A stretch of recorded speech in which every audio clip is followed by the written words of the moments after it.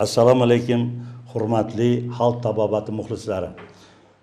Mana bizga ma'lumki, muhtaram prezidentimiz tomonidan 2018-yil 12-oktyabrda O'zbekistonda xalq tabobatini yanada takomillashtirish to'g'risidagi qaror qabul qilingandan keyin xalq tabobatiga bo'lgan munosabat yana ham kuchaydi. Ya'ni o'zgardi ijobiy tomonga. Sizga ma'lumki, 1926-yilda xalq tabobati bilan shug'ullanuvchilarga Savnarkomda alohida qarori bilan chek qo'yilgan edi. Hatto tabiblik bilan shug'ullanuvchilarni jinoiy javobgarlikka tortish masalasi ham ko'rilgan edi. Shu 92 yil davomida tabiblarimiz yashirin faoliyat ko'rsatdi. Lekin ular avloddan o'tib kelayotgan uslublarni saqlab qoldilar va ular bugungi kunda ham o'z faoliyatlarini davom ettiryapti. Lekin yuqorida aytilgan qaror ana shu tabiblarni o'z faoliyatini amalga oshirishlari uchun va ularni faoliyatini ilmiy tus berish uchun juda katta imkoniyat ochildi. Sizga ma'lumki, bugungi kunda O'zbekistondagi barcha tibbiyot oliygohlarida xalq tabobati ixtisosligi ochildi. Ya'ni xalq tabobati bo'yicha vrachlar tayyorlashga kirishildi. Kelajakda bizni tabiblarimiz oliy ma'lumotli vrachlar bo'ladi. Buni tibbiyot oliygohlarida o'qitilayotganligi va bugungi kunda birinchi bosqichni tamomlab ikkinchi bosqichga o'tganligi juda quvonarli holat. Dunyodagi birorta mamlakatda barcha tibbiyot oliygohlarida xalq tabobati mutaxassislari tayyorlanmaydi. Bor, alohida xalq tabobati bo'yicha universitetlar bor, oliygohlar bor, lekin bizda bulardan o'tib ketdik deb bemalol ayta olamiz. Mana shu mustaqillik yillari mobaynida xalq tabobati bo'yicha mutaxassislar tayyorlashga alohida kirishildi va ularning alohida dasturlari tayyorlandi. Bugungi mehmonimiz Andijon davlat tibbiyot institutini gospital terapiya va endokrinologiya kafedrasi mudiri, tibbiyot fanlari nomzodi, dotsent Shahnozaxon Qodirjonovna Yusupova bo'ladilar.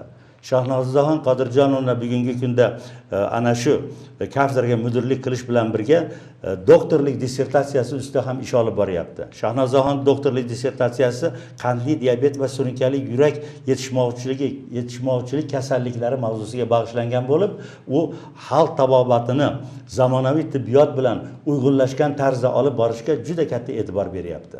Shahnozaxon mana bugungi kunda siz olib borayotgan ilmiy tadqiqot ishlari haqida va bu ishlarni xalq tabobati bilan uyg'unlikka olib borilayotganligi to'g'risida bir teletomoshabinlarga bir fikr bildirsangiz. Marhamat, so'z sizga.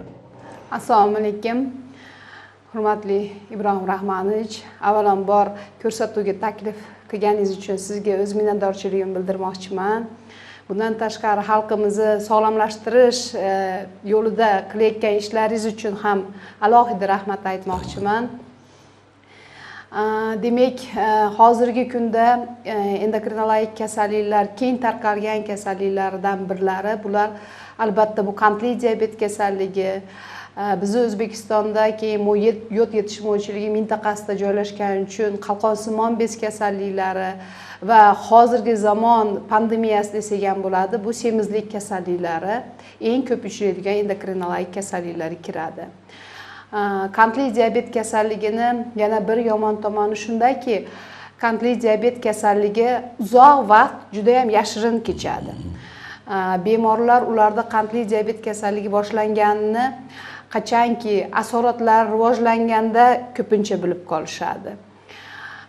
Bundan tashqari qalqonsimon bez kasalliklari keladigan bo'lsak, qalqonsimon bez kasalliklarida mana ko'p uchraydiganlari bu gipotireoz deymiz. Gipotireoz bu qalqonsimon bez funksiyasi pasayib ketish natijasida, gormonlarni ishlab chiqarish pasayishi natijasida rivojlanadi.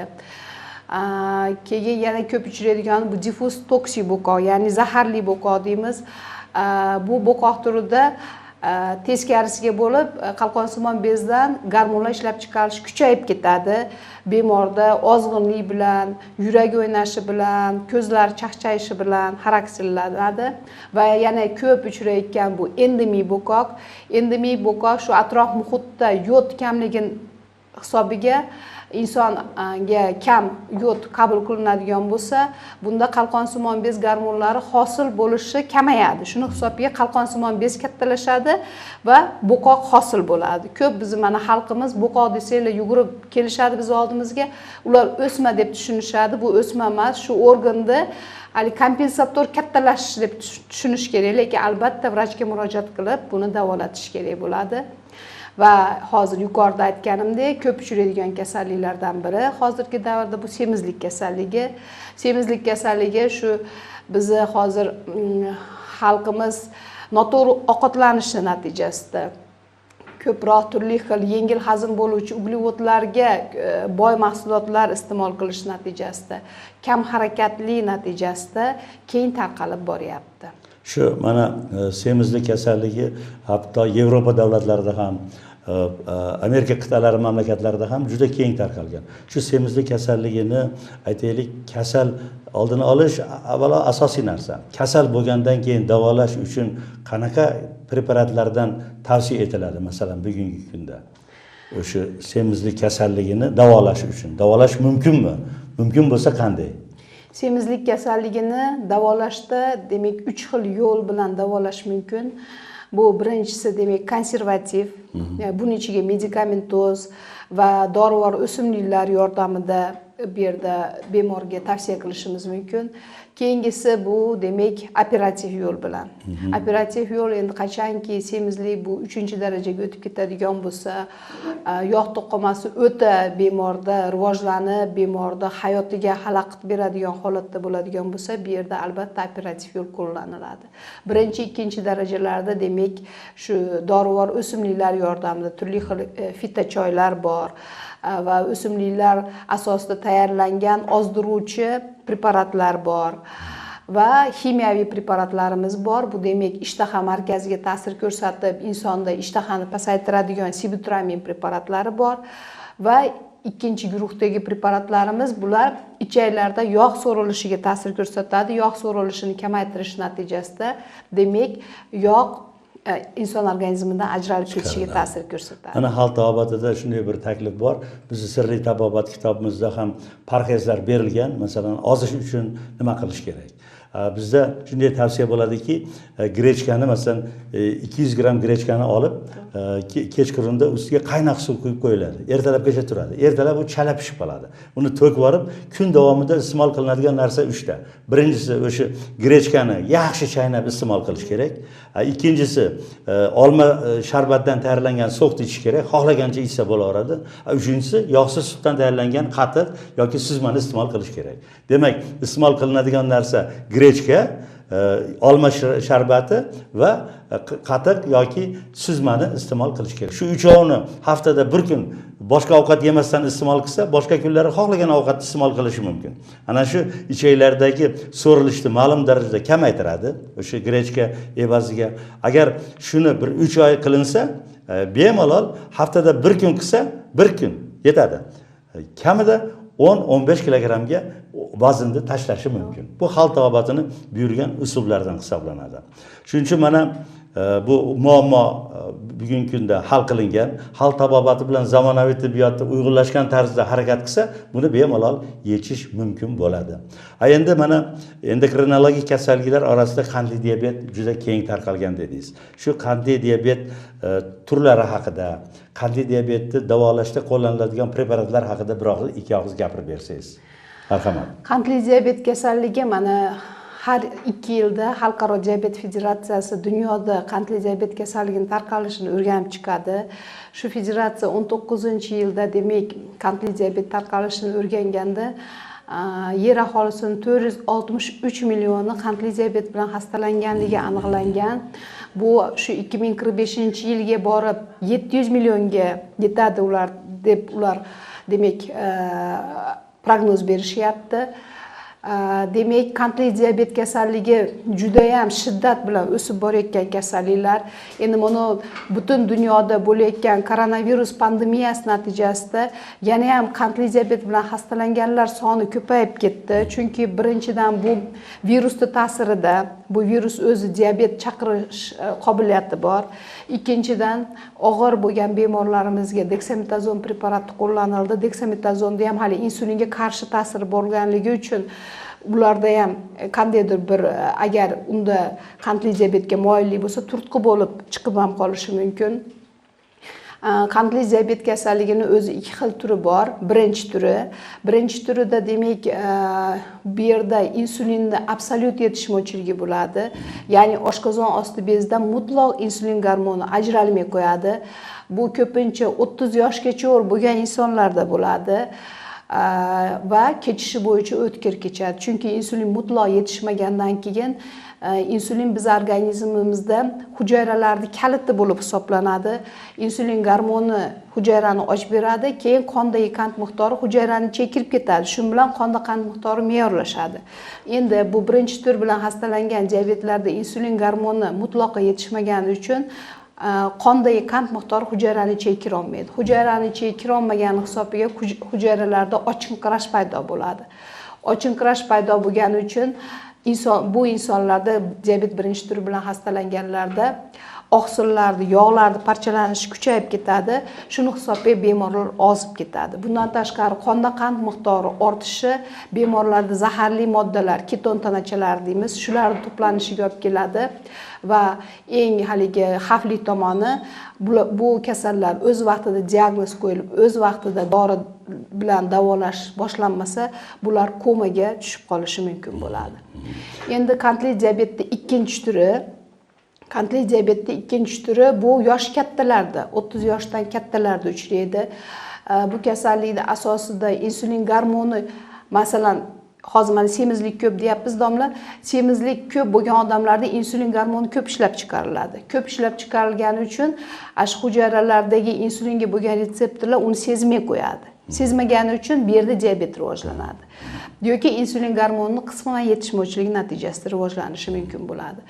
Va shunaqa holat bo'lgani uchun ko'pincha bularda birinchi turga o'xshab hali o'tkir chanqash, hojatga ko'p chiqish degan narsalar bo'lmagani uchun bu yoshi katta bemorlarimiz diabet bilan xastalanganini o'z vaqtida bilmay qolishadi va qachonki masalan ko'rish xiralashadi, ular ko'z doktoriga boradi. Borganda ular ko'z tubidagi o'zgarishlarni ko'rib yoki diabetik katarakta boshlanganini ko'rib turib endokrinologga murojaat qilishini aytadi. Yoki oyoqlarda o'zgarish bo'lib qoladi, yoki buyrak tomonidan, yoki eng hali xavfli asoratlardan biri bularda o'sha yurak qon tomir kasalliklariga moyilligi kuchli bo'ladi. Shunaqa holatlarda demak kech haligi diagnostika bo'lib qoladi. Shuning uchun o'zi umuman dunyoda mana qandli diabet skriningi o'tkazilib turadi. 40 yoshdan katta bo'lgan insonlar, ularda diabetga moyillik bo'lsa ham, bo'lmasa ham qonda qand miqdorini albatta tekshirtirib qo'yish kerak. Agar qonda qand miqdori me'yorda chiqadigan bo'lsa, 3 yilda bir marta tekshirtirib turish kerak bo'ladi. Tushunarli. Mana qandli diabet kasalligini zamonaviy usulda davolash dunyo miqyosida juda katta yutuqlarga erishdi bugungi kunda. Qandli diabetni davolash uchun o'zimizda o'sadigan o'simliklar asosida tayyorlangan astosh, alqaman, majmui rahmoniy, askalsiy degan oziq-ovqat qo'shilmalarini biz ixtiro qilganmizki, bu oziq-ovqat qo'shilmalarini O'zbekiston Respublikasi Sog'liqni saqlash vazirligi tomonidan dori emas, oziq-ovqat qo'shilmasi sifatida tavsiya etilgan. Bularda o'sha zamonaviy tibbiyotda foydalanilayotgan dori-darmonlar bilan hamkorlikda, bu Siafor bo'ladimi, boshqasi bo'ladimi, birgalikda iste'mol qilishi o'sha oshqozon osti bezi faoliyatini mo'tadillashtirishda, ya'ni normallashtirishda juda yaxshi samara berishi isbotlangan. Mana masalan, oddiy suli asosida, sulini yosh novdasi asosida tayyorlangan astosh degan oziq-ovqat qo'shilmamiz shu qandli diabet kasalligini oldini olishda, davolashda juda yaxshi samara berishi bugungi kunda o'z isbotini topmoqda. Shuning uchun men o'ylaymanki, qandli diabet bilan og'rigan bemorlar eng avvalo asabini ehtiyot qilish kerak. men qandli diabet bo'ldim, og'ir kasal bo'ldim deb o'ylamaslik kerak. Chunki zamonaviy tibbiyot bilan xalq tabobatı uyg'unlashganda bu kasallikni bemalol davolasa bo'ladi. Mana Shahnozaxon aytganlaridek, faqat qandli diabetni kech aniqlanyapti. Bemor bilmayapti o'zi. Qandli diabet kasal ko'zi ko'rmay qolganda, yo oyog'i sovqotib qolganda, yo aytaylik oyog'iga yara chiqib tuzalmayotganda keyin borsa qandini o'lchasa, u ancha yuqori ekanligiga bilib vahimaga tushyapti. Hech qanday vahimaga tushmaslik kerak. Mana bizda Andijon viloyatining Jo'qoq tumanida Janubiy Olamshiq shaharchasida alohida xalq tabobati uslublari bilan davolash klinikamiz bor. O'sha klinikada zamonaviy tibbiyot usullari bilan, zamonaviy professorlar bilan hamkorlikda xalq tabobati mutaxassislari davolaydi. Hech qanday qo'rqmaslik kerak. Qandli diabetni eng avvalo parhezga amal qilib, parhezga amal qilgan holda o'sha oziq-ovqat qo'shilmalarini iste'mol qilib va vrachlar buyurgan preparatlarni muntazam iste'mol qilsa, qandli diabet asta-sekinlik bilan 1-2 yil mobaynida to'la me'yorga tushib ketishini hayot o'zi ko'rsatyapti. Endi mana Shahnozaxon Qodirjonovna endokrinolog sifatida nafaqat viloyatda, nafaqat vodiyda, balki respublikamizda taniqli olimlardan biri hisoblanadi. Shuning uchun aytaylik, bo'qoq kasalligi to'g'risida bir ikki og'iz tushuncha bersangiz, bo'qoq kasali bo'lganlar mana yuqorida aytib o'tdingiz, u albatta o'sma kasalligi emas. Bo'qoq kasalligi o'sha aytaylik, ma'lum bezlarning faoliyatini buzilishi oqibatida kelib chiqadigan narsa. Mana shular haqida bir kengroq tomoshabinlarga tushuncha bersangiz, bo'qoq bo'lganlar tezda onkologiyaga borishimiz kerak ekan deb vahimaga tushmasdan, uni aytaylik, nimalarga e'tibor berish kerakligi to'g'risida, qaysi dori-darmonlarni qabul qilish to'g'risida bir ikki og'iz gapirib bersangiz. Marhamat. Bo'qoq kasalligi demak, bizda O'zbekistonda yuqorida aytdim, keng tarqalgan kasallik. Shu atrof muhitda yod yetishmaganligi natijasida qalqonsimon bezni kattalashishi bo'ladi. Qalqonsimon bezni kattalashishi o'zi bo'qoq deb ataladi. Demak, bunaqa holatlarda bemorda nima bo'lishi mumkin? Uyqusirash bo'lishi mumkin, mehnat qobiliyati pasayishi bo'lishi mumkin, xotirasi pasayishi bo'lishi mumkin, yurak tomonidan o'zgarishlar bo'lishi mumkin, asab tomonidan asabiylashish bo'lishi mumkin bemorlarda. Qaysidir bemorlarimizda ich qotishi, qaysidir ba'zi birlarda ich ketishiga o'xshagan demak belgilar bo'lishi mumkin. Endi bu kasallarni demak davolashda u qalqonsimon bezni albatta biz funksional holatiga qarab turib davolaymiz. Agar bemorda oddiy endemik bo'qoq bo'ladigan bo'lsa, oddiy yod preparatlari bilan davolanadi. Bundan tashqari shu yod tarkibida bo'lgan dorivor o'simliklardan tayyorlangan preparatlarimiz bor. Yod laminariya o'simligida juda ko'p. Shulardan tayyorlangan preparatlarni tavsiya qilamiz bemorlarga.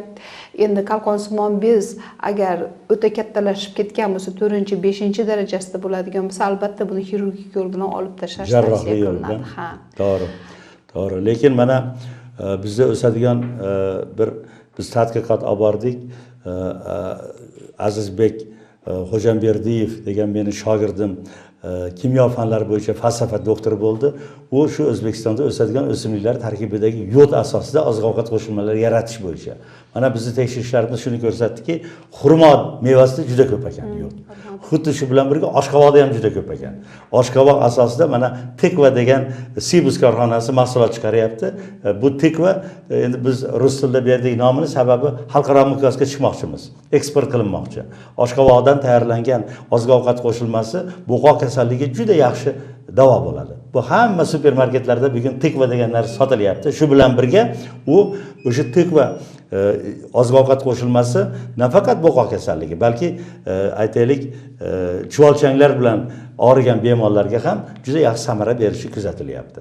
Shuning uchun bugungi kunda o'sha bo'qoq kasalligini davolashda bizda mana Alqaman, Alqayon degan tarkibida yod saqlovchi alohida oziq-ovqat qo'shilmalarini biz ixtiro qilganmiz. Shulardan foydalangan holda bemalol uzog'i bilan 1 yilda o'sha bo'qoq kasalligidan qutulish mumkin. O'sha xirurgik jarayonga yetmasdan. Agar u juda katta bo'lib ketgan bo'lsa, 4-stadiyaga borgan bo'lsa, endi unda albatta bizning xirurglarimiz yordam qilishlariga to'g'ri keladi. Shahnozaxon, teletomoshabinlarga takliflaringiz, fikrlaringiz, marhamat. Har bir kasallikni demak davolagandan ko'ra, uni oldin olgan yaxshi. Mana ustozimiz Nemajon Salievich ham doim aytib keladi. Shu bo'yicha mana institutimiz qoshida, o'zingizni xabaringiz ham bor. Profilaktik tibbiyot bo'yicha ixtisoslashgan kengash ochildi. shu qatorda demak shu bizda endokrinologik kasalliklarni ham kelib chiqishini oldini olish mumkin. Masalan, diabetdan oldingi holatlar bor, yashirin diabetlar bor. Shularda agar parhezga rioya qilib, keyin mana inulin moddasiga boy o'zimizda ham juda ham O'zbekistonda ko'p o'simliklar bor. Topinambur masalan bu yerda misol qilishimiz mumkin. Shularga o'xshagan demak preparatlarni qo'llab, to'g'ri hayot tarziga amal qiladigan bo'lsa, demak bu yerda jismoniy faollikni ham oshirish kerak bo'ladi. Hozir ko'pchilik demak uyda kompyuterda yoki smartfonlarda oldida o'tirib qolyapti, jismoniy faollik juda ham pasayib ketyapti. Bundan tashqari ovqatlanish noto'g'ri bo'lyapti. Albatta to'g'ri ovqatlanish kerak. Bu yerda o'zimizni O'zbekistonda demak yetishib chiqadigan sabzavotlar, ho'l mevalarni sutkali ratsionda bular qabul qilishni oshirish kerak, jismoniy faollikni oshirish kerak. Shundaki biz juda ham ko'p kasalliklarni oldini olishimiz mumkin bo'ladi. Men shuni demak tomoshabinlarimizga taklif qilib qolaman. Rahmat. Sog' bo'ling, salomat bo'ling. Siz ilmiy tadqiqot ishlaringizda katta muvaffaqiyatlar tilaymiz. Tamom bo'ldi. Agar kim Shahnozaxonni suhbatlari bo'yicha savollari bo'lsa, 71 241 18 63 telefoniga Toshkent shahriga telefon qilsa, har kuni yakshanbadan tashqari ertalab 9 dan 5 gacha maxsus odam o'tiradi. U yerda savollarni berib qo'ysa, bemalol javoblarni telefon orqali yoki kelgusi ko'rsatuvlarimizda o'z savollariga javob olishlari mumkin. Sog' bo'linglar, salomat bo'linglar.